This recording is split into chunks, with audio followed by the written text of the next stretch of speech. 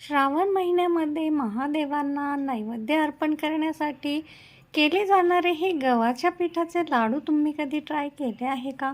नसेल केले तर चला तर मग अगदी झटपट बनवून तयार होतात. त्यासाठी गव्हाचं पीठ, बारीक रवा, बेसन, ड्रायफ्रूट, गूळ, वेलची, साजूक तूप आणि खसखस आपल्याला लागणार आहे. 2 वाट्या गव्हाचे पीठ आपण येथे घेतलेलं आहे.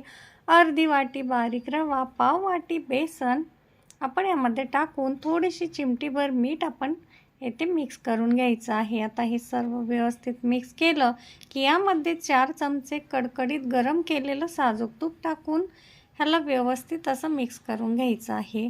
आता सर्व पिठाला तूप लागेल या पद्धतीने मिक्स केलं की थोडं थोडं करून पाणी टाकून याचा छान असा घट्ट डो आपल्याला बनवून घ्यायचा आहे. आता हा डो बनवत असताना आपल्याला घट्टच करून घ्यायचा आहे. 10 ते 15 मिनटासाठी रेस्ट देऊन घेतली. 15 मिनटानंतर पुन्हा आपल्याला हा डो मऊ करून घ्यायचा आहे आणि याचे छोटे छोटे गोळे करून असं बोटाच्या साहाय्याने याच्या पुऱ्या तयार करून घ्यायच्या आहे. आता हे सर्व पुऱ्या तयार झाल्या की एका साईडला साजूक तूप गरम करून घ्यायचं आहे. तूप गरम झालं की लगेचच या सर्व पुऱ्या थोड्या थोड्या करून गोल्डन होईपर्यंत आपल्याला तळून घ्यायच्या आहे.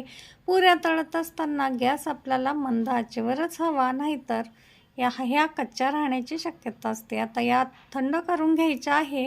थंड झाल्या की ह्याचे तुकडे करून मिक्सरला फिरवून घ्यायचं आहे. आता मिक्सर चालू बंद करून याचं बारीक फाईन पावडर तयार करून घ्यायची. आता अर्धा कप साजूक तुपामध्ये आपल्याला हा 1 कप गूळ जो आहे तो मेल्ट करून घ्यायचा आहे आणि गूळ मेल्ट झाला की त्यामध्येच आपल्याला जी खसखस घेतली होती ती सुद्धा यामध्येच टाकून आपल्याला फ्राय करून घ्यायची आहे.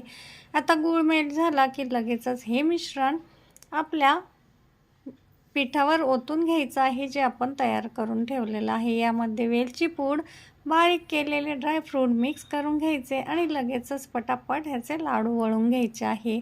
एक एक करून सर्व लाडू याच पद्धतीने आपल्याला तयार करून घ्यायचे आहे. हे बघा, तर नक्की ट्राय करा. ही रेसिपी कशी वाटते कमेंटमध्ये सांगा. आवडली असेल तर चॅनलला फॉलो